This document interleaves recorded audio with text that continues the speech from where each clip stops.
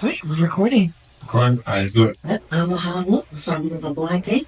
You got this. You're great. Amazing. Thank you, sir. I did go to the gym earlier. Are we recording right? I'm about to do it right now. So I can have you I go know right you've been now. working on your album, but you gotta give the kids what they want. Right. You know, you gotta give them that little money bag, baby, dirt. What? You gotta put some effects Money on bag, your baby. voice. Nah. You gotta Nah. Ladies and gentlemen. Yeah, I don't think so. Luckily we can edit. Cut. Okay. Right. 3. Ladies and gentlemen, my name is Jason Andre Roberts, aka Conquest. And this is Arianna Apparicio, aka Ari. I see that little thing you did there. I saw that little thing. Anyway, welcome to your Deprogrammed podcast, where we do episodes that bring you to the point that it's time for your Regularly scheduled deprogramming. totally freestyle that, ladies and gentlemen. I just wanted to let you know, I just totally freestyled that, right? Yeah. No, you didn't. I did that. No, you were doing It a was lot. your idea. I stole his idea. We did a lot of shenanigans before we prepped this episode. We did a lot of shenanigans. A lot of crazy things that cannot be seen on video. And I'm glad it's wiped off the tape. I'm glad it's off. If only you guys knew how much work went into pre-production. Yeah, man. But thank you for joining us. Thank you for watching. Thank you for watching and being here for episode 3. To where we're going to talk about what? J. Cole's new drop. Yeah, we're going to definitely talk about that. But we're going to talk about the fact that there's a plague within our culture. And in fact, Ari came up with the perfect title for them. Culture killers. Culture killers. The culture killers. Whoever we feel like is talking against the culture or against any progress that we want to see in our people. Yeah, culture killers. Those guys, right? We're also going to expose those people who have been deemed culture killers, but aren't actually culture killers. Though my example that I'm about to bring up, you might disagree with, actually, a little bit. You might be deprogrammed, right? You could deprogram my thought process. It might not be someone I thought about, but by the time you lay down what you're thinking, I might agree. So one thing that definitely almost killed the culture, or may have been a killer for the culture, anyway you splice it, is Drake versus Kendrick, or Kendrick's annihilation of Drake, whichever one you want to spin. You know, you can say I'm a Drake, not a Drake fan. You just said Kendrick annihilated Drake. Yeah, I agree. I love both. Yeah, she definitely agrees. Atomized. Go on. Evaporated, condensated. Yeah. So, ladies and gentlemen, there was always talk about the big three. I am a fan of the big three, or what was the big three, because the big three really ain't no more. But at the time, at their peak, it's 1.5. It's yeah. We gonna get there. So at one point, the big three for a long time, for at least a decade, was Kendrick Lamar, Aubrey, Drake Graham, and Jermaine Lamar Cole, right? Those were the three, right? And the story. It's revisionist history at this point for some, but it started at first person shooter at the very, very, very beginning, and it ended with a song. Yes. They not like us. They not like us. It's copyright free. Yeah. Expect a freestyle Ari on that beat next episode. But however, on the spot, I'm not. I'm so rusty. Zamina, I challenge you. Please go on that track and do that. Kill that. I promise you it's coming. But ladies and gentlemen, as we expound on this, so it ended with Not Like Us. Maybe Watch the Party Die, depending on who you ask. Yes. But really Not Like Us. I'd argue it ended at Meet the Grams, but we'll debate that for another time. We actually listened to that last night. And I had nightmares again. I thought I was Aubrey. Wasn't it Taco Bell? Never mind. Sorry. But anyway. Yeah. Sorry, babe. Yeah. So you're such a snitch. Meet the Grams, ladies and gentlemen. That might have been the deciding one. But there's a song from Pusha T featuring Pharrell. And the song is called, I don't know if you've ever heard it. It's called Snitch. It's an acronym. Guys, I'm trying to follow his train of thought. I just wait, what's happening? I promise we'll get back to what we was talking about. But There's a song from Pusha T featuring Pharrell called Snitch. And it's an acronym. Okay. Sorry, nigga, I'm trying to come home. Come on. I promise you that's Is that what I was saying to Henry? I'm trying to come home. Sorry for eating Taco Bell. So you snitched on me. Yeah, okay. I'm getting it now. Yeah, you did snitch on me. So now I have to snitch to Henry? Yeah, I guess. Yeah. Yeah. So take two. Take two. We're taking two. No, we ain't taking no retakes. So listen, anyway. Yeah, so I forgot my train of thought, ladies and gentlemen. I have to admit this. I'm trying to buy it back. But what we're talking about Kendrick Lamar doing Not Like Us and thinking Watch the Party Die was the end, but no, Meet the Grams was there. Right, yes. We had nightmares. See, you pay attention. That's awesome. So, yes, so that happened. And at the end of it all, we had a very clear winner, though some are in denial to this day. I pray for you. But then, you know, in the aftermath of all of this was J. Cole, right? J. Cole dropped a song called 7 Minute Drill early in the battle, and he pretty much resigned from it, apologized in front of the Dreamville Festival fans, maybe 2,000 strong or 20,000 strong, if I'm to be more accurate, and said, yeah, I'm done. I can't sleep. I'm not with this. I didn't sign up for all this, you know, and then he got into, Love Yours. And that was that, right? People thought he was a culture killer. What culture shall we talk about? Battle culture. Battle culture. Okay, so that's the first culture. So battle culture, hip hop culture. Listen, we have seen great battles. We've seen Ice Cube against all of NWA. We've seen, if we want to go real old school, because I'm old, not really. Yeah, I'm old. If you want to talk Kool Moe Dee versus LL Cool J, if you want to go that far back, if you want to talk about, MC Shan versus who was it? Was it Marley Marl versus MC Shan? I forgot who it was. My hip hop card's about to be revoked for the fact I can't get that accurately right. But even if you want to fast forward a little bit more to that might help 2000s, all the Smack and URL battles too. Yeah. So that's Conceited, Loaded Lux, Charlie Clips. Who's the other guy we were talking about before? He's on Wild Hitman Holla. Listen, one of the best battles I've ever seen. Calico versus Loaded Lux. And then we can't forget the Jersey Devil himself. He had dreads. I can't remember his name right now, but he used to be on there killing it too. But yeah, even those battle rappers and just what that energy was, where they were coming at each other's throats, but it was so masterfully done to where they twisted in their intellectualism from their personal life into lyricism and rhythmic flow and just doing it all a cappella. This is no beat, by the way. No, that's for sure. For sure. One of the worst ones I've ever seen, worst for one, incredible for another, was Disaster versus Cannabis. Kind of reminds me of Kendrick versus Drake. That was an annihilation. Yeah. We remember the one where Calico beat up? Loaded Lux beat up. I think it was Calico. He brought the tomb, the casket, and he had a whole eulogy for him. You gonna get this work? You know what I mean? You gonna get this work? You gonna get this work? Look at me. Listen, it's amazing. Very, very true. But listen, but yeah, Drake was like, nah, I'm cool. No, sorry, J. Cole was like, I'm cool on all this. And the culture said that this guy was a culture killer from the fact that you don't reside from a battle like this. No way, no how, especially with the way you've been spitting for the last year. He hopped on tracks from Bia to Lil Yachty. I think he did a Nicki Minaj feature at one point. He's been bodying features in the lead up towards the fall off his highly anticipated album for months.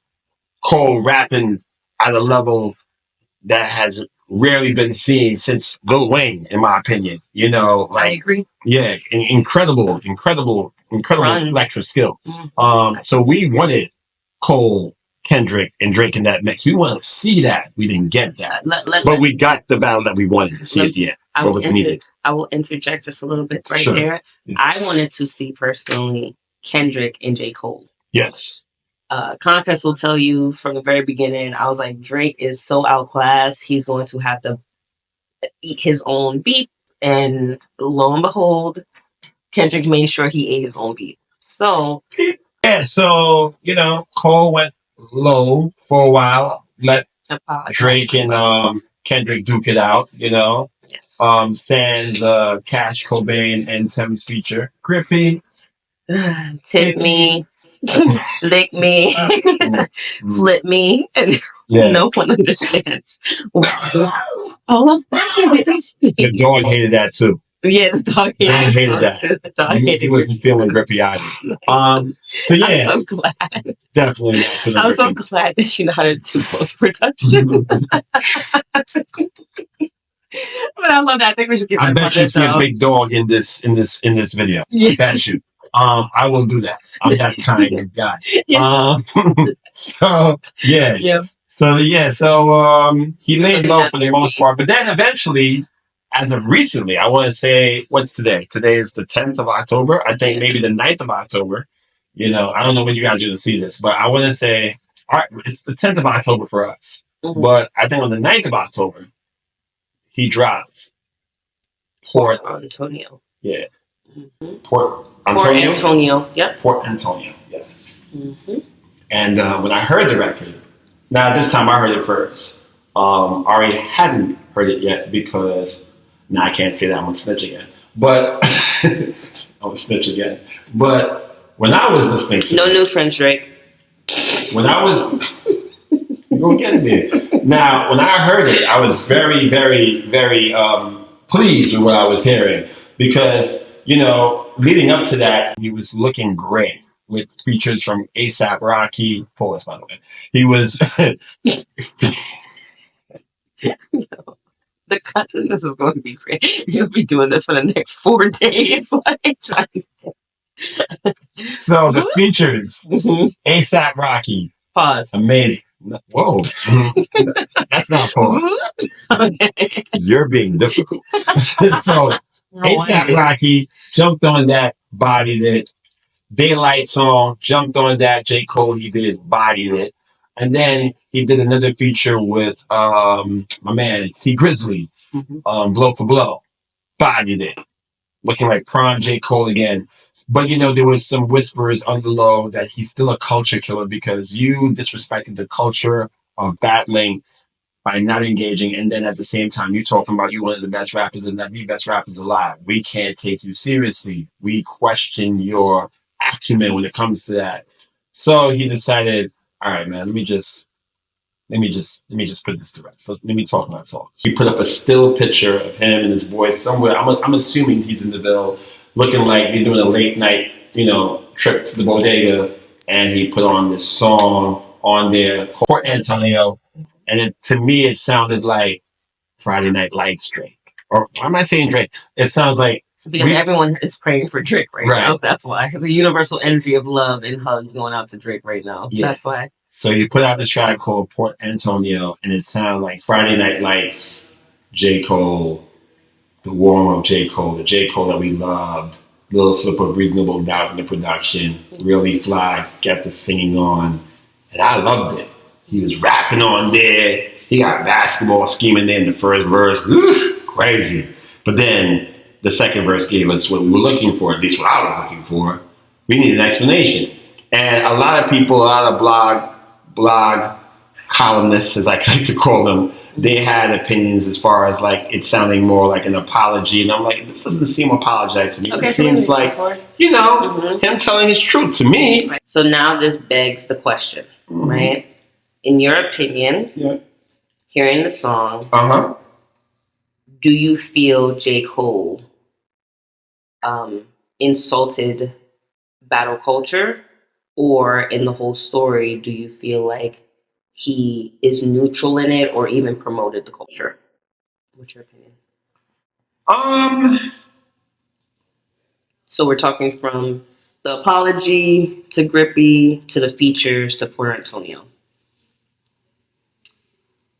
I mean, for me, I don't think it's as simple as him insulting battle culture. I think he bit off more than he can chew, or he wanted to chew.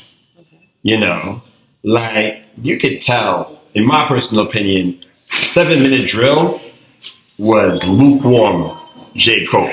Like, no passion, uninspired. It was good, but compared to all the verses he was giving us on tracks from Benny the Butcher to Lil Yachty, the way he was skating on these tracks, this is Kendrick you're going against. You don't do that. You don't do a lame kind of like flip of your first album was do, second album was from the Jay-Z thing. He did that, and I was like, yo, you can tell I don't believe even what I'm saying. And I don't believe what I'm saying, but I'm gonna get this out here. And then, in his opinion, I'm sure he course corrected it in front of 20,000 people by saying, nah, I really got love for this guy. This is my guy. I love his music. Nah, and I thought it was honorable. This is how I personally feel. I feel like if it was real smoke, he would have been down for real smoke. But he recognized this ain't real smoke. This ain't really real smoke. I don't really hate this guy. This is not that deep. I'm bugging.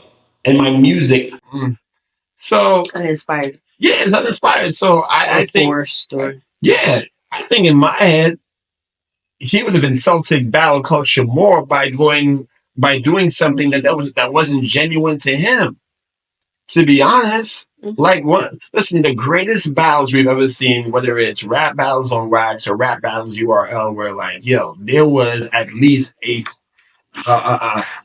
disdain for each other. They both, all components involved, wanted to be there. Whether it was for a pot of money, whether it was for bragging rights, whether it was for New York supremacy, it's like there was no question Nas was trying to bring it to Jay, and Jay was trying to bring it to Nas. There was no question that Eminem was trying to take Benzino's head off, and Benzino was trying to make him look like the greatest racist ever. You know what I'm saying? The second coming of Elvis. There was a mutual disdain. There was no mutual disdain here, and he knew it. So he like, all right, let me walk this back.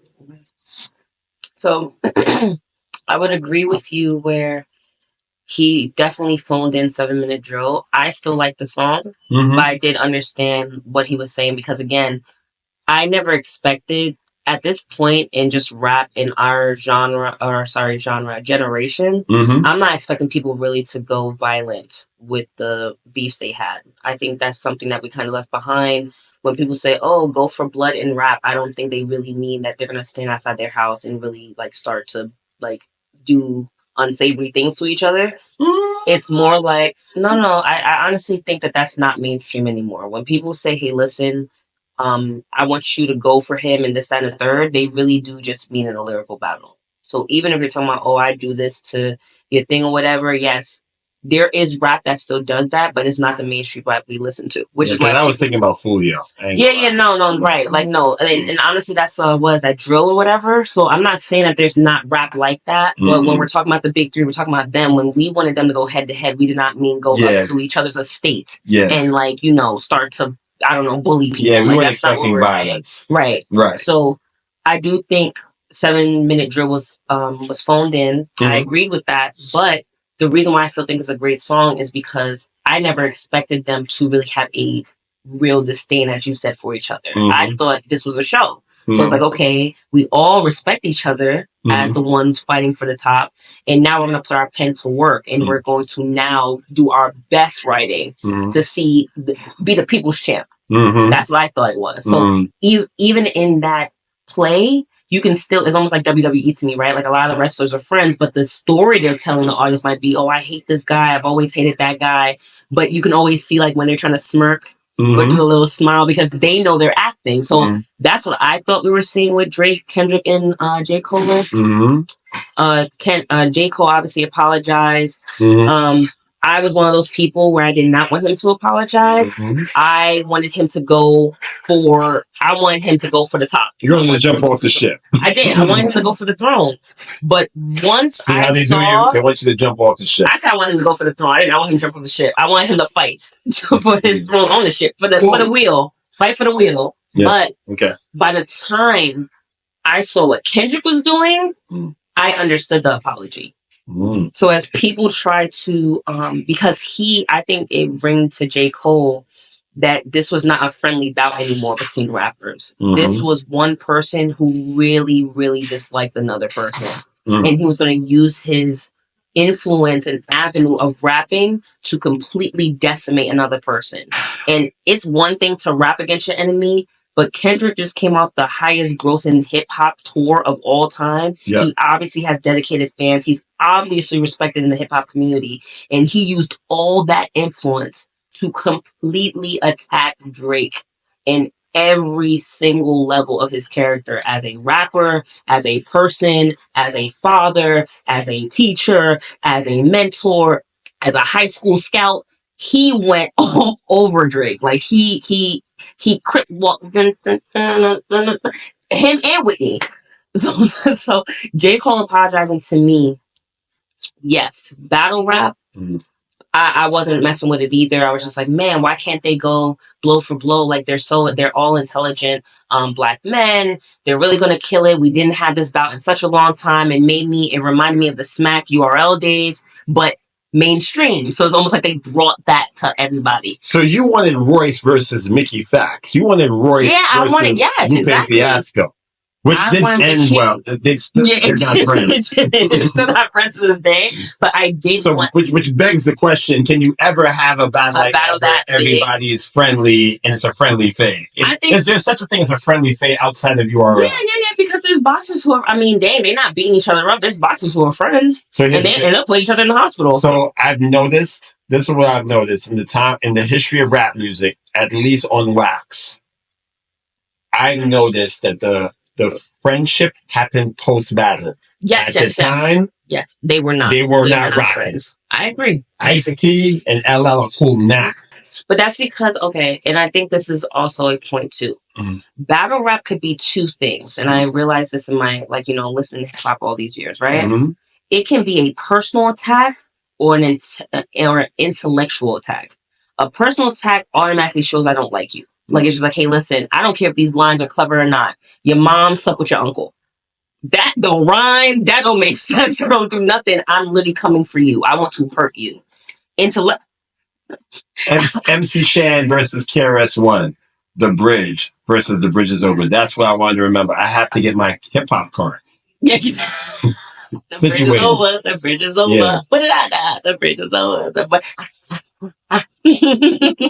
But continue. Yes. Personal attack means I don't care for the rhyme. I don't care for your feelings. I don't like you. I'm gonna let everyone know I don't like you. It'd be the most simple rhyme sometimes. Sometimes the scheme don't make no sense, and you're just like, your mom should have swallowed you. Yeah, that's direct. Okay, cool.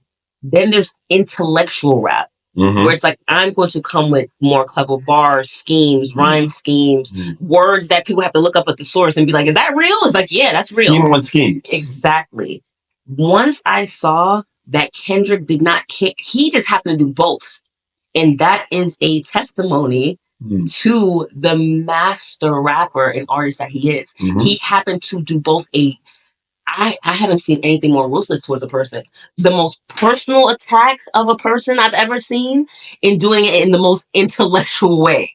He did it both ways. So he basically claimed his rapper status while still being a battle rapper and personally attacking him. Listen, Drake, I remember, and we listened to this recently. To your point, Meet the Gram. I know a lot of people have a hard time listening to that record. I watched this podcast known as The Bigger Picture with DJ Head, Jeremy Hecht, and Elliot Wilson. Shout out to them if you ever see this. And DJ Head in particular says all the time, I cannot listen to Meet the Grams. He's only listened to it maybe 2 or 3 times, if that, and it's disturbing. I finally have to admit that I enjoyed the heck out of that record because I'm psychotic. And so with me, air quotes, ladies and gentlemen, but I speaking of mastery, as you said, it's just, I think Kendrick's rapping on that is top tier. One of the greatest rapping performances I've ever heard on any recording. Agreed. Like the amount of things he did from a technical standpoint, from an emotion standpoint, from a storytelling standpoint, from a visceral standpoint, from a Stephen King standpoint. He did all the points. From a standpoint, he wasn't even a human. He was an eagle, a jaguar, a hippo. Yeah. The mix on that record, Alchemist production, it is literally Clockwork Orange on wax. Mm-hmm. If you've ever seen Clockwork Orange meets The Shining, all the Stanley Kubricks. It was Stanley Kubrick. He was Stanley Kubrick, ladies and gentlemen. Decimating Drake. I promise you. Incredible performance. But yes, to your point, yes. Mastery. And the mastery is something we've never seen in battle rap before. Mm-hmm. So I think that now here's the thing with battle rap that we're not considering. Mm-hmm. Most battle rap is considered freestyle. Now, whether you write your stuff beforehand and you rehearse it so well that people can't tell, mm-hmm. or whether it's off the dome, mm-hmm. that's the one thing I can say if they're talking about Kendrick in terms of like the battle rapping thing, or even J. Cole. Mm-hmm. Battle rap in terms of street rap is not going to be the same thing when it's like you said, on wax or on record. It's going to be track for track, whatever the case may be. Yep. Which means you have time to respond. Right. Usually in ciphers and stuff, when you're put on the spot, you have to just kind of wit it, which is why, again, if you really don't like the person, you really are coming off the top of your head with whatever is clever about that person. You're going to have to look at what they wore that day, mm-hmm. and be like, yo, your shoes don't match your socks. It's like you have to see it in live time. So for me, my shoes always match my socks, by the way. He wears black a lot, so that matches a lot of the time. So yes, it does. He's telling the truth, but he's a black lover, I promise you. Oh yeah, well yeah, look, all black everything, right? Yeah. But J. Cole apologizing and stepping out, was it a taboo? Yes. Was I upset? Yes. But immediately forgiven when I saw that Kendrick, this was not a battle rap to him. This was him taking out a person he thought was a lame. He said, what did he say? Fan. He's a fan. He's a fan. He's a fan. He's trying to get that dude out of the industry. Mm-hmm. Not just out of the top 3, out of the industry. He doesn't want people to even remember this guy. And it's not because of rapping. So when you look at J. Cole and it's just like, well, why didn't J. Cole stay in? It's like, because this is not even a battle rap. This is not even this. I think now, so now can we fast forward to Port Antonio? Yes. So Port Antonio drops October 9th, just out of the blue, as these tracks seem to do. They don't have no trailers and they just drop, you know? It's just emotional rappers at this point. Right. They just drop whatever they feel to. They're like, yo, bump the fans. I'm dropping because I feel to. That's why. Yeah. Ain't no build up. Eminem, we love you. Yeah. You gave us the... Beyonce, see, when you started dropping out of nowhere, I think she might have been the first to do that. Well, you know, maybe. They saw my look when you mentioned her. That's a further in the future episode. I call my people. Just disclaimer. Yeah.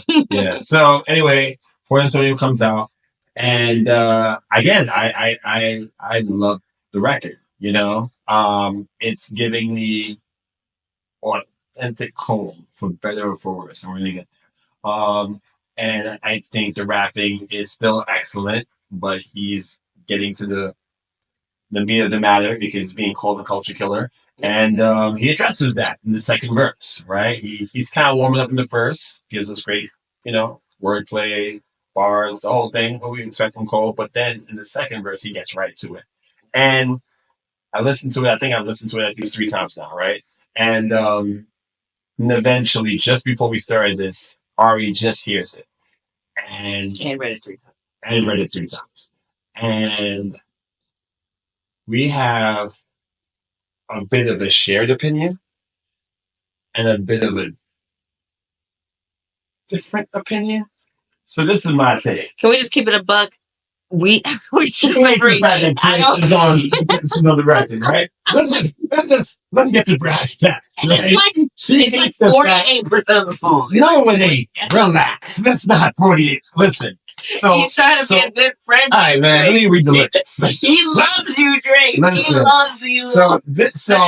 So the bars we're talking about, ladies and gentlemen. So he gets to it, man. I want to get to. All right, cool. So this is how he start. This is how he really leans into this, right?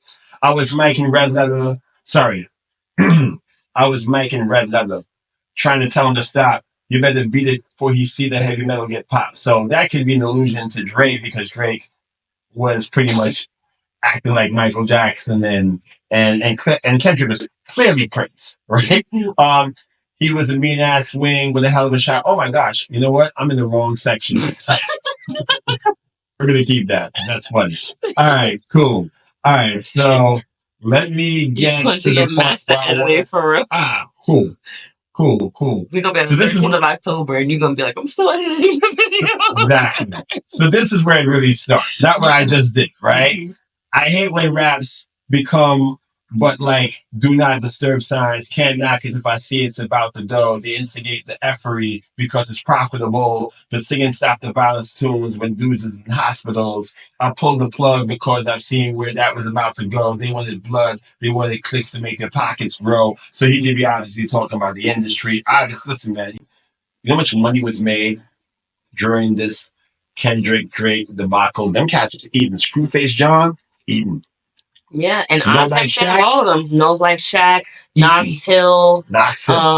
Sorry, like I can't remember your name, but I follow you all the time. You're great. It's FK, but I can't remember what it breaks down to. Knox Hill and Screwface John got into a battle in between the battle. Yes, they did, and that was great too. I love that. That was fun. That was a friendly fade. That was a friendly fade. No, it was. And I actually viewed it in Knox. Yeah, I gave it. That was a friendly fade. Screw, I love you. I really do. You love you. Hip hop is a sport. Hip hop is a sport. I'm gonna get my tea. I'm gonna get it. I'm glad you're back in stock. Yeah, very good. Yeah, so that bloggers, academics became the number one media personality on Complex off of it. Troll. You know what I'm saying? OVO Mall from Murray and Mall had a viral moment. Listen, man, people ate off this beef, right? So I see where Cole is going with that, people right? People ate so much that Drake deleted all his diss tracks. He didn't want nobody to eat no more off him. You know, he like, I'm starving and I need some food for myself. Oh my God. So Drake, I love you. I promise. If you ever see this, I love all humanity. I love all humanity, Drake. I just wanted to hug you and tell you wasn't ready. That's it. Okay. That's all I wanted to do. So he goes. They wanted blood. They wanted clicks to make their pockets grow. They see the fire in my pen and think I'm dodging smoke. I wouldn't have lost a battle dog. I would have lost a bro. I would have gained a foe. And all for what? Just to attain some more props from strangers that don't got a clue for what I've been aiming for. Since the age of 14, Jermaine is no king. If that means I gotta dig up dirt and pay the whole team, hey, you know, one of them kids Kendrick has may not be his, maybe they freeze. They freeze. You see the way I'm looking at you. Yeah, you know. He had like, Whitney freaking on his grave. Like, ain't no Whitney even came in with like, what you talking about? Oh, both kids was in the video too. The nerve of you, Dennis. The nerve of you, Dennis. You made a terrible effing person. Right. Right. If that means I gotta dig up dirt to pay the whole team of algorithm bots just to sway the whole thing on social media, competing for your favorable memes to be considered the best or live at rest, the way of both things. I understand the thirst of being first that made them both swing. Now, you had a problem with that section. I rolled my eyes while you were saying it. Again. But I will let you finish. Please finish the verse. I will withhold my opinion. All right, but we got to address this part first, because you did have an issue with this. So we can break. So the part that really caused contention between us. Fake content. All right. On social media, competing for your favorable memes to be considered the best or live the rest, the weight of both things. I understand the thirst of being first that made them both swings, protecting legacies so lines they cross, perhaps regrettably. My friends went to war and I walked away with all the blood on me. Now some will discredit me, trying to wipe away my pedigree. Culture killer. But please find an N-word out there that's rapping this incredibly. My dog texted me. I shared the words he said to me. If you refuse to shoot the gun, don't mean the gun ain't deadly. I guess the metaphor, hypothetically, the gun is me. I text him back like, I guess the gun ain't where I'm trying to be. And that's where he about to get into. Oh, want me to go on? No. I said we can kind of stop right here. So that section. So Ari's belief was like... No, actually... tell your opinion. I will come in, and so be vocal about mine. So, in that part of the verse, which I probably horribly read, right? No, you did great. They don't know what time it is. You did great for the time. Right. Cole was pretty much saying like, these guys was coming at each other's necks for the top spot, which I get what he's saying only from the fact that at first that seemed like what that was about. Hence the reason why J. Cole jumped in there. Oh, we really gonna hash it out as the big three. After the big three, it's Big Me. Okay. So Jermaine was like, oh, you're feeling froggy. Nice. Let's go. And then he realized, no, this was not about. He knew it wasn't a frog, it was an eagle. Yeah. You know, pop, they soar. Yeah. And then he realized real quick, oh, this ain't what I thought this was. So I agree with him when he wrote that line, because from that perspective, that's how it started. But then after a while, he's seeing the bloodshed, he's seeing the back and forth, and he's like, yo, I'm watching two people who I admire, at least on an artistic level, go at it, and this is getting crazy, and I realized that this is why I had to check out. This is why I had the foresight to be like, nah, this is a little different. And while that's happening, everybody's making money off of the debacle that's going on. That's why he mentioned the industry. So I'm thinking that's his authentic perspective. That's how he saw it. Doesn't mean that it's the right perspective. Listen, Cole's going to be Cole. Cole is going to write from an authentic place. I don't think anything he wrote on this rap was things that he fabricated. He really believed what he wrote here. Even the things that she's about to hit. Yes, he did. He really believed it. And I'm going to go there as to why I know he did believe what he wrote. He believed it. Yes, he did. With all his heart and soul. Mm-hmm. He prayed about it. So that was my thing. So I wasn't mad at that part. But you had disdain for that. Okay. I didn't have disdain. I get being in the middle of two friends trying to be the peacemaker when they obviously have disdain for each other. I think that, and this is just speculation, so obviously take it with a grain of salt. I don't think the friendship was equal. I agree with that. J. Cole and Kendrick had a respect for each other, but Drake and J. Cole were friends. And I think that because Kendrick respected J. Cole, he did not want J. Cole to be a part of something that was a deliberate and intentional attack on his friend. Why do you think that Kendrick and Cole have a mutual, cordial, and even pleasant respect for each other, but you think that Drake and Cole were at least more friends than Kendrick and J. Cole? Because to this day, we have not seen Kendrick and J. Cole really together. We don't see Kendrick with nobody. But that's what I'm trying to say. But we see J. Cole and Drake not only together pre-battle with First Person Shooter, but we also see them post-battle where he's opening up for his tour. So they do more personal things together. I have never seen J. Cole and Kendrick together.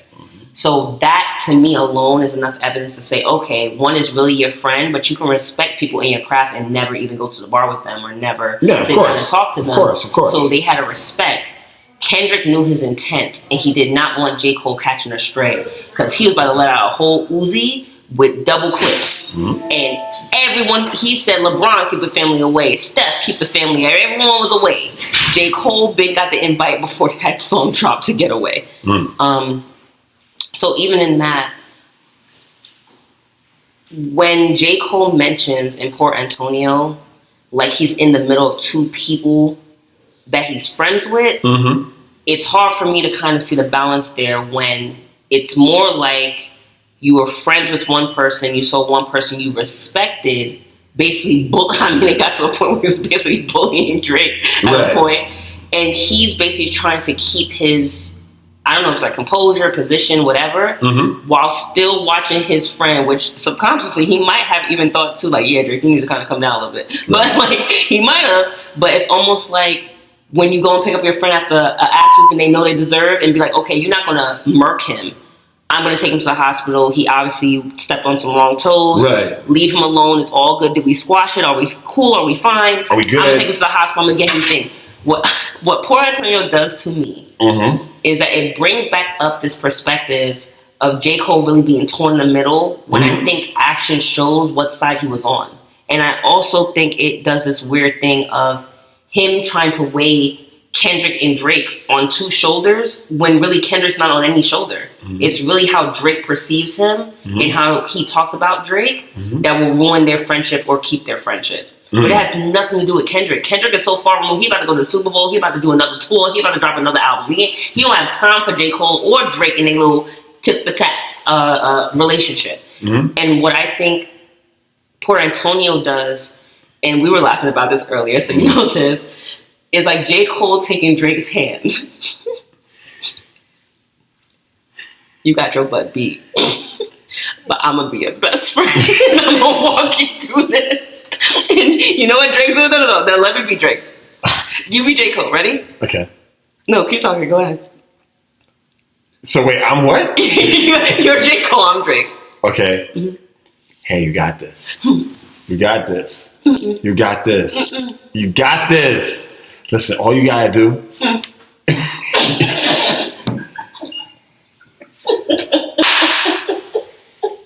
Because Drake is so emotional right now and no one blames him. No, if Kendrick would have did that to me, I don't think Patrick Starr's rock would have been deep enough in the ground for me to hide it. Y'all would not know where I'm at. I would be in an unexplored continent. It would not even be part of the seven. They'd be like, where Anna? She at the wall from Game of Thrones. Well, where's that? We thought it was in Antarctica, but we don't know. Y'all can find me. So people feel sorry for, I don't want to say people because God knows, but I know I feel sorry for Drake. He came out just recently, right? At the bar talking about my real friends in the building. Some dudes in the back talking about, is that his real accent? So we don't really know. He looks sad. He's spiraling. He looks drunk and sad. He's spiraling. What did you say? You called him Canadian drunk? He was Canadian drunk. On the you know how my man Common called him Canada Dry? Remember Common said, in the end. Remember when Common said Canada Dry? He was Canadian drunk. He looked crazy on that stage. Listen. He played me, myself, and I. After his little like thing. Insane. But so, listen. Yes, so that's all I'm saying. All I'm saying is that J. Cole, at the end of the day, to sum it all up, J. Cole keeps bringing in this battle, basically saying that he was torn between two friends. I think it's okay for him to say, hey, listen, Drake, I'm with you. I don't want to get in this because this obviously is not the style of rapping I'm trying to do. And no, I didn't have both of my friends' blood on me. Kendrick got like a paper cut. Listen. No. He's not trying to, the blood count is kind of obvious, but he's just like... That's not what he's saying. Okay, no. I know. Listen, I know. He said, I got my friend's blood on me. He didn't say, I got a little peck from Kendrick and a whole gallon from Drake. That's not what he said. It's all blood, right? It's like he got the gallon of blood. He got a pack of blood. It's the blood all... They both...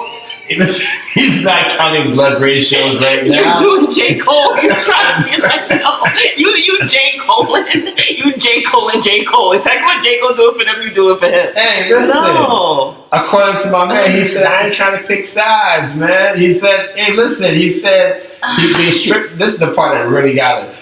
They stripped me on my spot, and I have to say, we don't really curse in this podcast, so yes, we gonna do it like this, right? We're gonna add in funny side effects though, so when we curse, we're like wah, or something like that. Yeah. All right. So if one let fly, we let it die. We're like wah. Right. So we do this, right?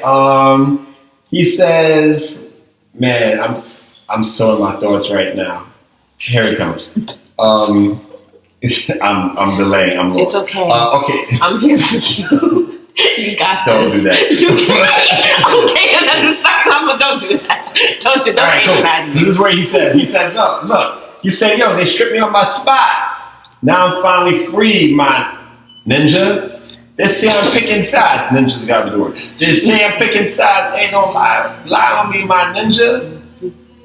Then still into the war, Drake, you'll always be my ninja. I ain't ashamed to say what you did a lot for me, my ninja. After narratives, tapping back into your magic pen is what's imperative. Reminding these folks why we do it is not for beefing, it's for speaking our thoughts, pushing ourselves, reaching the charts, reaching your minds, deep in your hearts, human defined emotions to touch something inside to open you up. Y'all like how I did that? Help you to cope with the rough times and ish. I'm saying you love because we ain't promise ish. My ninja. So that's how we ended that. And J. Cole's such a pacifist. I love it. I'm a pacifist. I love it. I absolutely love it. Listen, I argued this earlier, and I'm gonna stand on it. Mm-hmm. So Ari hates the fact that Drake even that was really like maybe 15 to 20%. Yeah, that's what I just did. Okay. Yeah, and she thinks it's 48. See, her mind, like she's so there, she want to make sure I said it right. So the whole second verse is that, and then the ending of the first verse is that. Listen, as far as she's concerned, the track that ended by bar, something about the deadly gun. The gun ain't deadly. The song could have ended in the first verse after like 32 bars. Yeah. Somewhere around there. Yeah. Right? But the thing is, listen, he just felt like it was a pep talk, ladies and gentlemen. That's what that was. It was a pep talk, right? No, tell me who it was. Who was the pep talk between? It was J. Cole and Drake. You know? And he was saying, listen, man. Because you notice he never mentioned Kendrick. He didn't say K-Dot. He didn't even say Kunta. He said nothing about Kendrick. Because Kendrick don't give a flying quack about anything that he doing. He didn't say Mr. Duckworth. He didn't say T.J. Lang. Because it's understood that Kendrick won the battle. He was like, listen. Listen, he said about narratives. The narratives is that Drake lost. But he's saying that listen, Drake, I opted out of this a minute ago, but listen, bro, you still my dude. You did a lot for me. I'm gonna keep it real. The popular thing now is to hate you. The popular thing is to hate you because you have. Speaking of, you are the culture killer. You have been identified as the culture killer. Culture imitator. But you know what? The culture Mr. Imitation King. The culture faker. The culture Jamaica. The culture.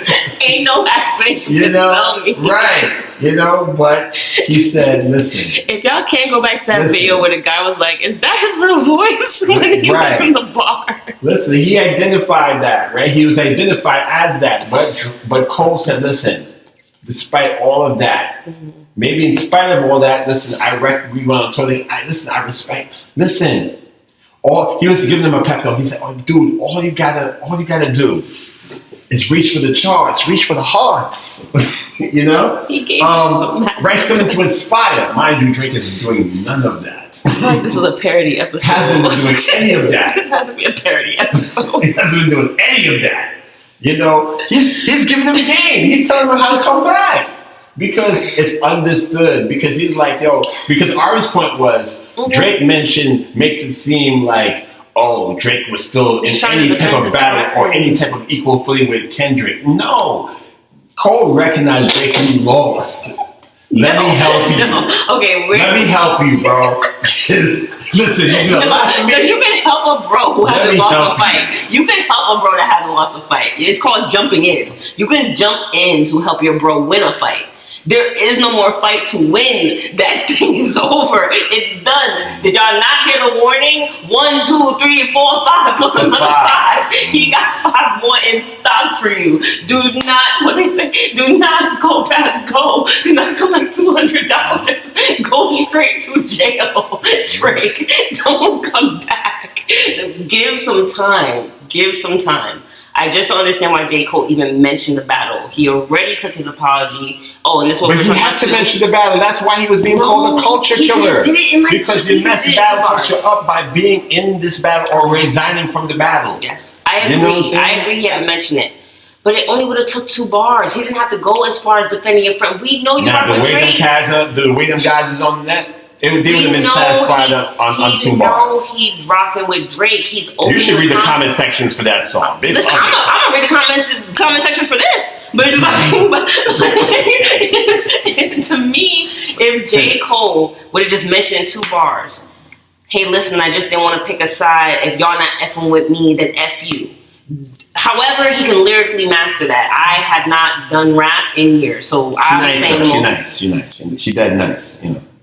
But I haven't done it in years. But let's just say that's it. He does it his little, lyrical way. Mm-hmm. Everything after that could have been such a play on every other rapper. Since he wanted to bring it back to bad rapper, that's what people are saying. Or even if he could have said, hey, listen, how did I leave for so long and still no one take number 2? Oh. If that's what he's giving to number 1, if he's giving Kendrick the win, which is what you keep saying he is, because he keeps saying, Drake, my friend, he lost, boo-hoo. If he's admitting also that Kendrick won the battle, then why can't he come back and say, hey, listen, though, I left for how many months was this thing going on? And no one has still yet taken my spot. He could have turned the whole song into that. Like, so basically, he's basically saying to all the commenters, to all the haters, to all the people who thought he apologized, and what, y'all still ain't replaced me. Y'all still ain't gonna replace me with all that. That's all he had to say. I don't know what the whole thing, I told you, it's like he knew Drake was gonna listen to the song, and he knew Drake was gonna be crying, and then he was like, don't you see? On my new single, on the single I just made. Listen. I love you. Listen. And I'm gonna help you walk again. And Drake, please do not take this as your friend giving you a leg to go back up and fight. If J. Cole is repping up with you, it's because he knows you're down. He knows that you're spiraling. He knows you're in depression. Please do not get a cheer on from J. Cole and then go back in the ring with Kendrick. He's gonna freak. Listen. I gotta keep it. We're not gonna see you again. And we ain't gonna stay too much longer on this, but we Ari being wild right now. But listen, why am I wilding? I'm telling the truth. Ain't no way, like, no. I love all 3 of them. I love Drake for being a C-grade rapper. I'm not. In his recent, I did agree with Joe Budden. He wasn't evolving. He was staying in his lane. He was doing the left foot back. He was doing the R. Kelly rap. Like, I don't know. So, pause. No R. Kelly. But he was doing that type of rap. No Kelly. I was cool with that. I was cool with him doing that. And then he did a freestyle with, what's his name? CeeLo? No, the guy from UK. And my man, Central C? Yes, and I love that freestyle from him. It was freaking amazing. Combination. So I love that part. I love them coming together. And then that's where Drake was. So I don't see as to how you go a step further and you don't really recognize where you at. And then he sat here, and let's not forget the Heart Part 6, where this dude at the end said, yeah, you know what I mean? It was a good competition, you know what I mean? I ain't get to practice my pen like this in a long time, know what I mean? You really gave me a hard battle to fight. Yeah. You sounded so exhausted then. You sounded exhausted then. Kendrick is But that's what he said. Pay attention to the ball, you know what I'm saying? There's double entendres everywhere. He said. Okay. Peep it. Mm-hmm. Drake.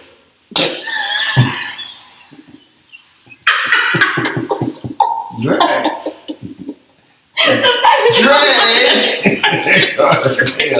I'm listening. Hang on. Drake.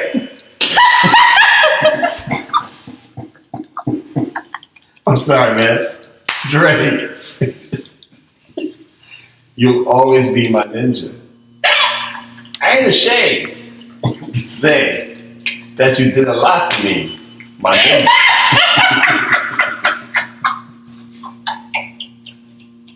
I'm literally crying right now. Drake, we love you. I promise you. I promise you we love you. I promise you. There's more though. J. Cole, you're not going to carry this alone. Man. You're not. Yo, that's what I'm talking about. Why? Why did he do that? I don't know. Alright, let me get my composure back. I'm good. Extraordinariness. Tapping back into your magic pen is what's imperative. Reminding these folks why we do it.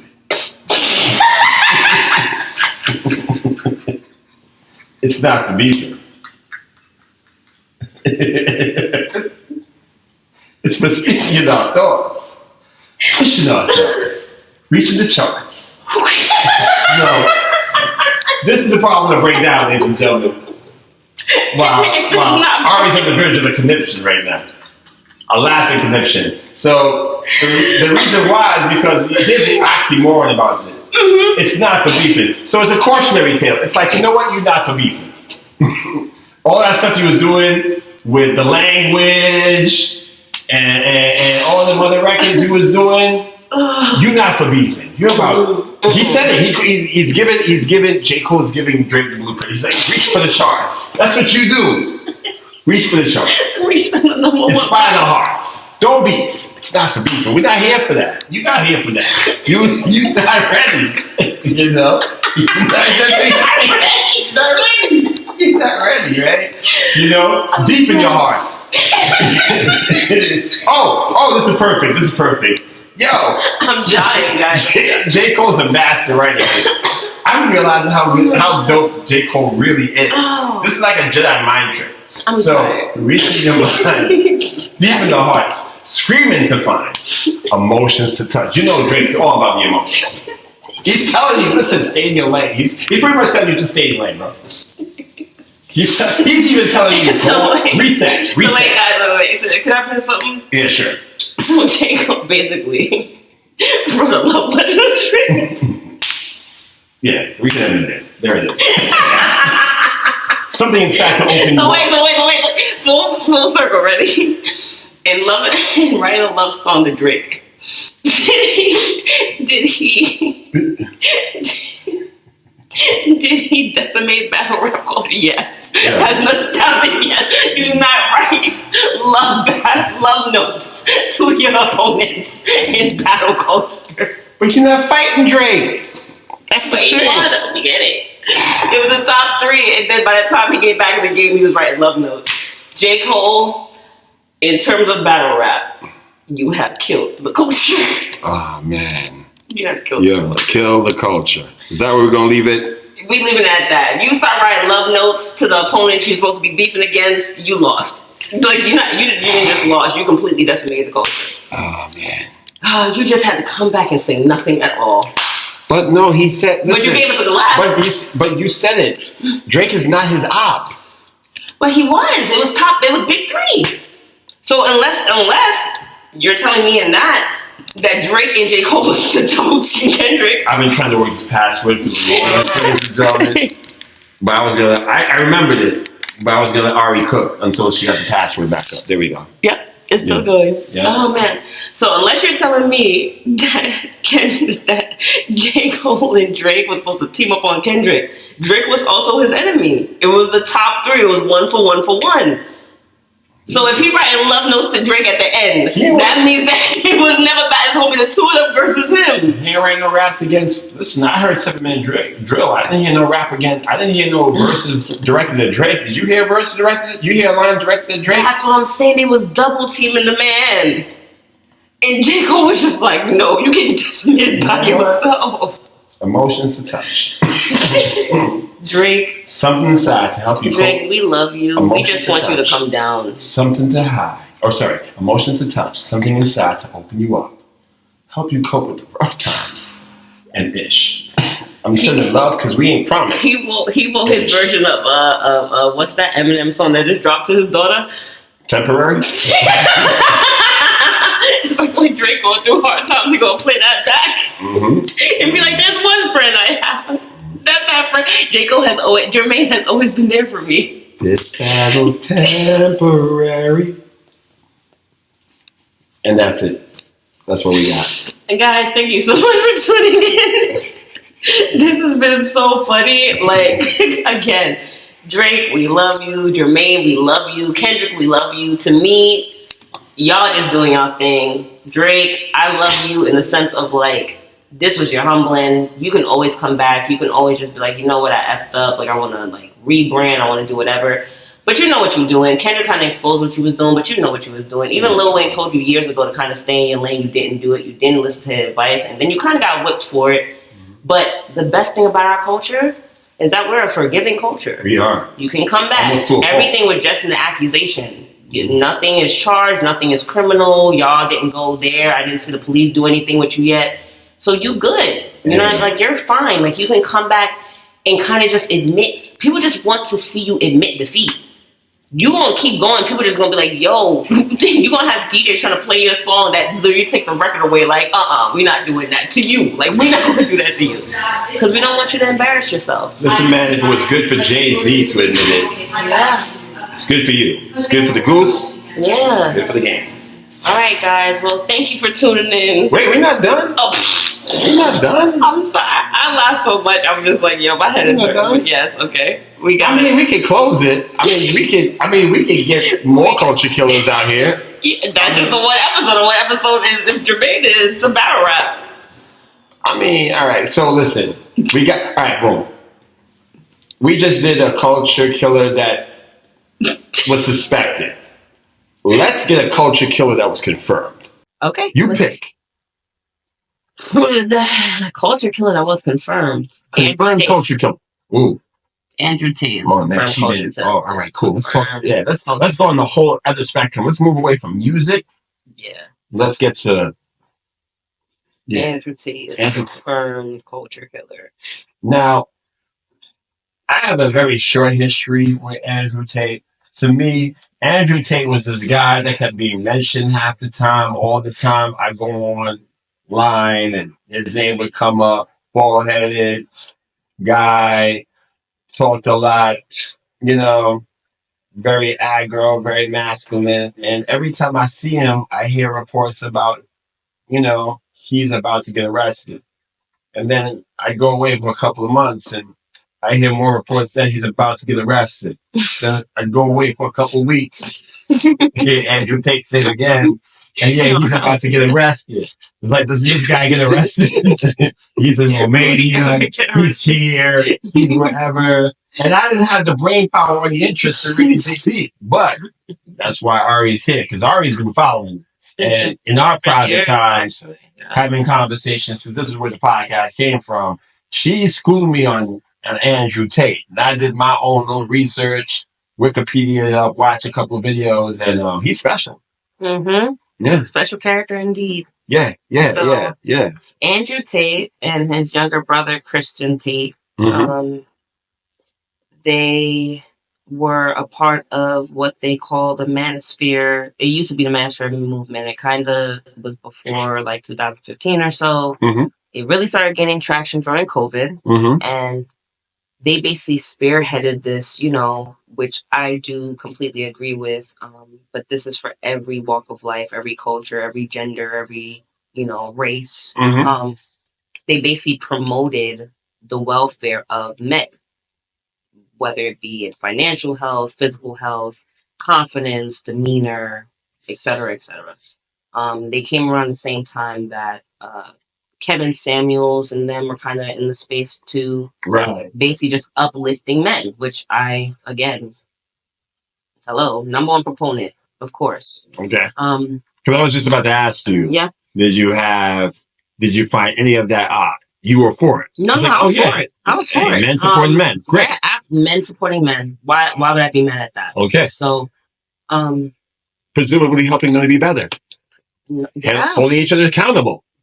Bringing people to the gym, telling them to be healthy, telling them to get their life together, their career together, telling them to be confident in what they stand in. Mm-hmm. Who wouldn't celebrate that? And to be fair, it's the same thing that kind of feminists push too, right? Right. And that same opposite, like, hey, listen, get yourself together. You can work now. We're no longer oppressed people anymore. Mm-hmm. We can work. We can vote. We can do anything really we want. We can go into the career. We can be a wife or not be a wife. There's so many opportunities. So I never saw the bad thing of promoting a people, especially when a lot of men in the space kept saying, wow, I was really in depression. I was really in a very dark area of my life. And before I heard these men talk to me, I don't know how darker it would have gotten for me. Right. Would you even say that the evolution of this consciousness amongst men getting together was maybe even slightly inspired by the feminist movement? It's like, hey, the women are getting together. Yes. And oftentimes we're at the target of them getting together. We need to... And this is where I put myself on a chopping block, which, as Conquest knows, I don't mind. Okay. But the feminist movement definitely changed for me in terms of its intent. And what I mean by that is that I'm all for all humans being treated like every other human. Right. I don't think there should be any class of human that's above any other class of human. Mm-hmm. But what the manosphere failed to realize is that females were an oppressed class. Mm. We were not allowed certain rights that men were allowed.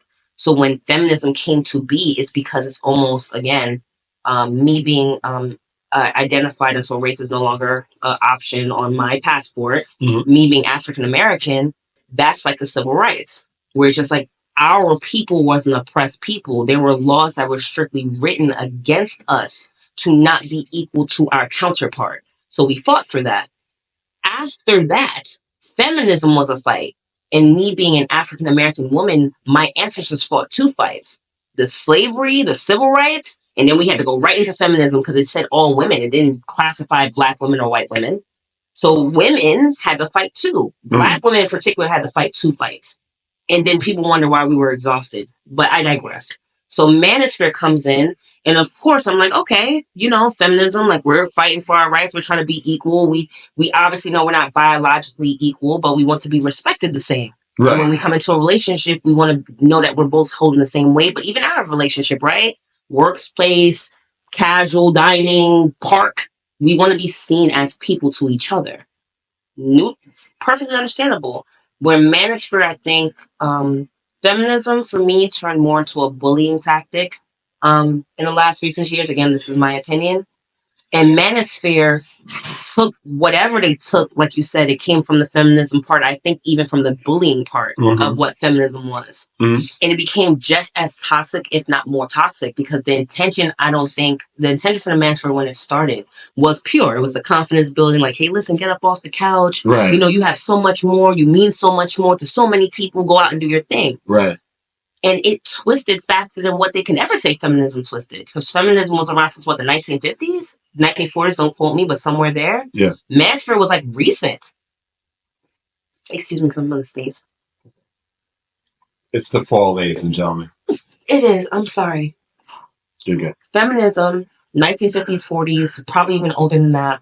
Manosphere, early 1980s, and that's me being generous, probably 1990s. Right. You start off good intention, and then you freaking flip and get corrupted faster than the movement that you say that you're fighting, which is the feminism thing. And I think that was that was meant to be a lesson to say, don't make fun of other people's movements. You guys even last as long. The Manosphere even last as long before it started turning these men into misogynistic opportunists, narcissists, actually. Yeah. And Andrew Tate being the head of them. So I don't, or at least the most Googled man in 2022, and him having, Hustlers University, and a whole bunch of stuff to where they're getting him, evidence against him now. But feminism turned into bullying against men, which I don't agree. I don't agree with bullies, no matter who or what they are. Then men come and they turn that confidence, they turn it right against women again. Oh, you women are all the same. Oh, you women, women lie on men all the time. I was like, here we go with that subcategory again. No, not all women do that. Just like not all men cheat, right? Which is a whole thing. Not all men are unfaithful. Not all men are lazy. Not all men are such and such. Stop doing the generalization of people. So I think that's when both movements started to. Really on a side note, recently I just looked at my phone earlier, and rapper Glorilla was on Complex because she's promoting an album called Glorious, and so it's to be out soon. And one of the headlining statements that she made was that, and you've heard it before, all men cheat. Okay. And I would disagree. No, not all men cheat, and I would find that very weird for someone to say such a blanket statement when they haven't known all men. I know plenty of my brothers who haven't cheated on their lady. I know plenty of women who have cheated on their men and have yet to tell them. So it's not a matter of gender that makes a cheater. It's a trait. It's a characteristic. If you're a liar, you're probably going to cheat, right? Because you want your cake and you want to eat it too. So it has nothing to do with gender. That's just being a bad person. If you want to cheat, be single, whether you're a woman or a man. So Glorilla's saying that. Sorry, Glorilla, I disagree. Unless you want to meet all, let's just say 7 billion people on Earth, unless you met all 3.5 billion men, you don't know that. You can say all the men I've dated have cheated. That's different. Very different. Yeah, absolutely. So, yeah.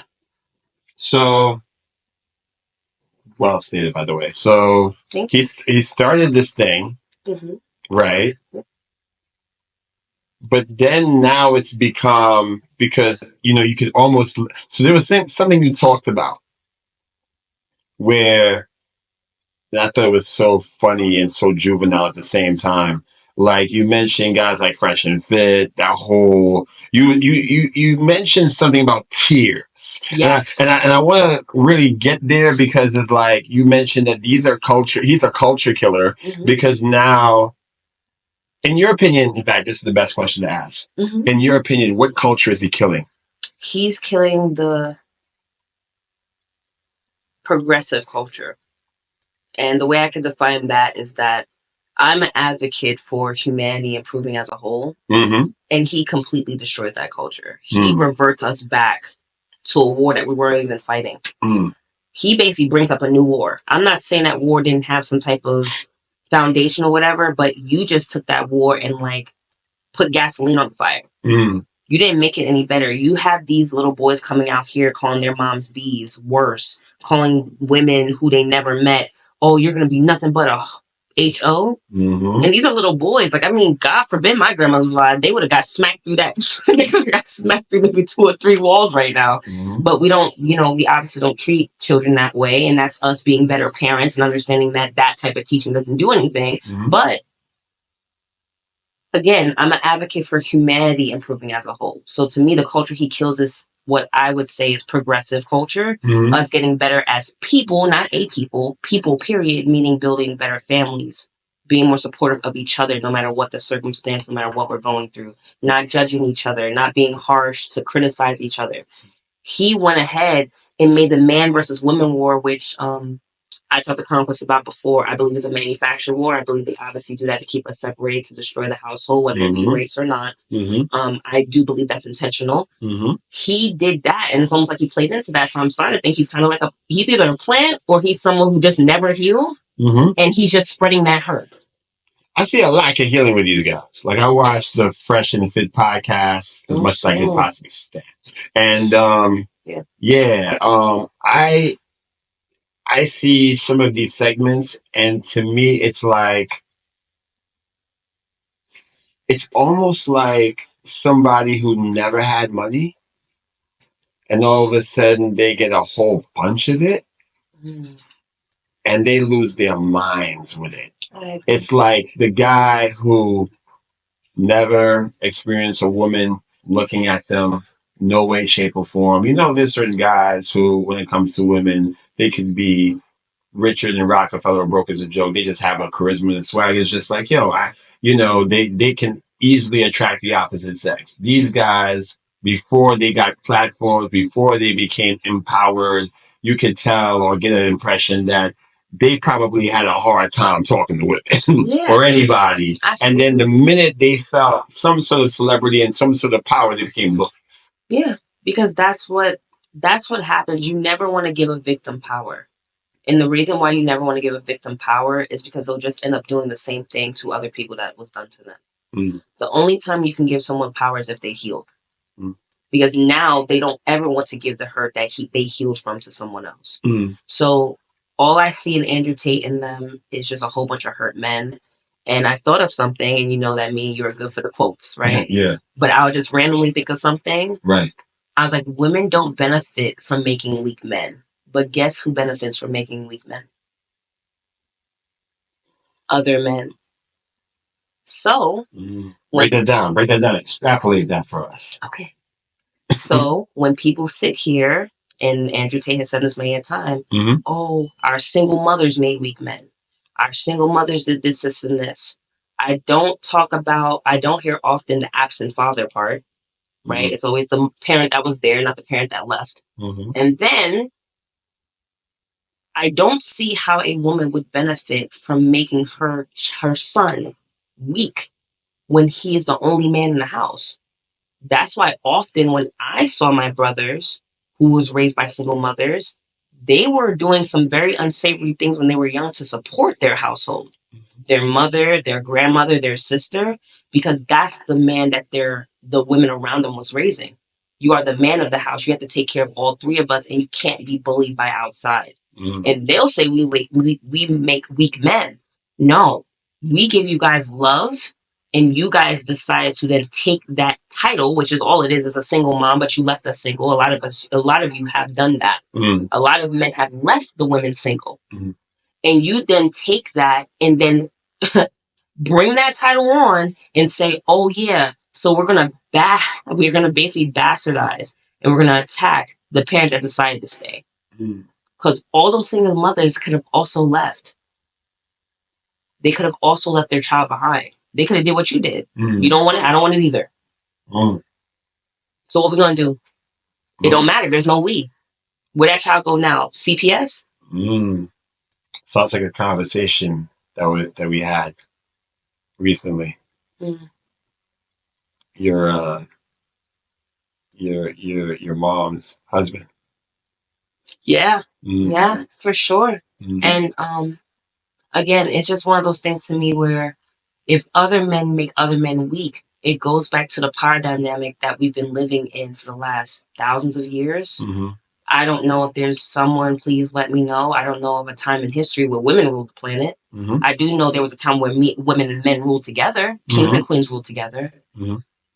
But women were the last oppressed class. There was no law against a man doing whatever the heck else he wanted to do, ever. So it confuses me when you're sitting here and you're the class that let us we basically had to convince you that we were more than human, to only for when we're human for you to attack us again. And it's like, wow, it's confusing to me. And not all men do this. Let me make this clear. Not all men do this. Andrew Tate, and I agree with you, is not just someone who just got financially successful, because he was a successful UFC fighter. Kristen Tate also had a career in that. So it's not like they didn't know how to make money or they weren't doing something. But if there's a trauma there that existed from their dad, which I heard, so again, assuming his dad did not treat his mom well. Their dad actually kind of was abusive to their mother. So again, you don't heal from that trauma. What do you end up doing? Now you're an abuser of women on a multiple scale. Now you're not doing anything progressive. You might think you're sitting here and you're uplifting men to work out and gain money. But when you're looking at the family dynamic, you're telling them to treat women as material. How does that uplift any family that you're talking about? I mean, unless your goal is to make women so sick of those men that you get all of us. I mean, which is how men win, right? Like, hey, listen, the women don't want to deal with none of y'all that I made, so they're going to come back to me. It's the way they're posted up in the podcast. They look like trophies and props. It's very sickening to watch, so it's crazy. I appreciate that breakdown. Yeah, no problem. Yeah, Andrew Tate, you got to stop. I mean, that karma's not going to come back well. I heard some things on the internet or whatever that it already has come back to you. I mean, that can't be easy for you. I mean, you have a whole kid. You have a baby mom. I don't know if you're married to her or not. We're not getting into Dr. Umar right now because that's another one. It's just like, man, like, dude, the school? Yeah. But that's a even deeper even in that, again, please understand there is a love, there is a forgiveness. I think what ends up happening with people who hurt and they basically like get like the blinders off and they're like, man, like, like when you I don't know, let's just say you had a blindfold on, right? And they said go ham on the room. And you're blindfolded, but you're doing this and this. When you take off the blindfold, it's not what you expect. And I feel like that's what happens. If Andrew Tate takes the blind off to how much things he's done, some people don't know how to say sorry for that. It's almost like too far gone, that expression that I'm too far gone. So I always want to make it clear that, charges is charging. We have to do the judicial system, whatever. But as a human being, you're not doing anything that other human beings haven't experienced. All of us has been hurt to hurt somebody. All of us has done that. And in learning that, we also learn what? Healing. Oh, I don't want to do that anymore. I don't know when it is for Andrew or Kristen. I don't know when they're going to ever, if they ever, apologize to these millions of men to where they've made monsters out of. But if they do, they need to know, you need to know, that there's always a home to come back to. There's always somewhere where you're going to be safe. There's always a place. As long as you freaking do whatever punishment or whatever they say judicially, you serve your time, there's going to be a place. It doesn't take millions of people to validate you. It doesn't take even 1,000 people to validate you. God already validated you when he made you. Pass the collection plate. Pass the collection. So my confirmed culture killer against the progressive culture is Andrew Tate. Get some help. Stop feeding these men lies. There's going to be a whole generation of men that when you're gone and buried underneath this earth is going to be wreaking havoc because of you. Stop it. Get some help. Michael Jordan. Yeah. Stop it. Get some help. Get some help. Yes. Yeah. So culture killers. We might make this a continuing segment, ladies and gentlemen. This might be a everything. There's a couple others. Okay, let's flip the script then. Okay. So before we go, Yes. Culture killers, Yeah. fine. Name 2. J. Cole, sorry. Battle rap, don't write no more love letters to your boo boo.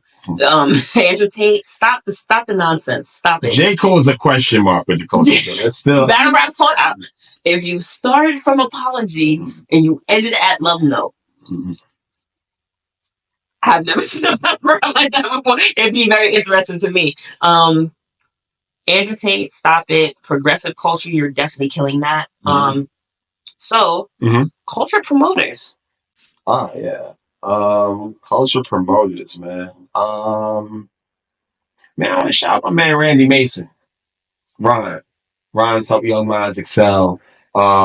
He's my supervisor. We both know him very well because we work together with him. I love the fact that Randy has built a career on not only using his God-given talents to propel his career, because he's done a remarkable job as an independent artist. He just released new music this year, but he's used his art and his giftings to build a syllabus together with him and his wife, shouts Marina, and put together a project that now not only brings hip hop into schools and arts education into school, but it is now about building a character development based on mic skills to life skills, as he often breaks down. And I've been able to co-labor with him and see the effect it has happened in schools ranging from middle school to college. I have seen hearts transformed. I've seen gifts be developed. I've seen character grow. I've seen team building. I've seen confidence being built. I've seen culture being formed and communities being developed just by going into a classroom and teaching people simple things about figurative language. I've seen academics be improved. Kids who didn't know how to read that well or spell that well benefited from our program that he started. I've seen so many things. I've seen people be able to get poetry lessons or poetry syllabuses or something to that effect. It's escaping me now, but because I got into a classroom with a college student to help propel her spoken word poetry, that was something that was afforded to me and afforded her. And the genesis of that was Randy Mason. And I pray that we have more Randy Mason to use hip hop in a constructive and productive way to build culture and not tear it down. So shout out to Randy Mason. And my culture promoter, yes, shout out Randy, do an amazing job. Yeah, our youth definitely needs more of that for sure. Just to hear find their voice, and continue to basically make arts in schools important.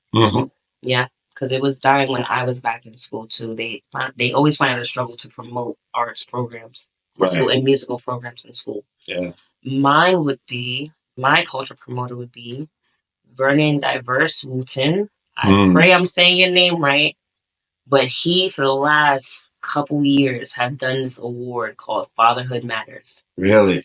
And he basically started a program to where he helps fathers who basically got out of school or had to leave school because they had babies young. He helps them get their GED so that they have a chance in the world in terms of career and just kind of getting themselves off their feet. And then he does a Fatherhood Matters award ceremony every year to where he gives the award away to Father of the Year. And I think that that's such a huge culture promotion because we need to and this is something that Conquest, me and you talk about. Men need to start uplifting fatherhood a lot more. Mm-hmm. I think if men were really showing other men how happy they are being a father, maybe some of them that left would start to regret it. Mm-hmm. Maybe some of them that left would be like, wow, I really could have made a difference. Mm-hmm. If I would have just stayed. Men are missing out. Men are missing out. And I think we need more award shows like that because fatherhood is not easy. Being a parent is not easy. No. It is, I would argue, it's the hardest job to know that you're leaving a piece of you behind. Yeah. That if you do not raise correctly, this world is already, I guess, I would say random. The world's already random. Mm-hmm. So to get them as many tools as possible and still the world be random, there's no other job that gives you that type of risk. Right.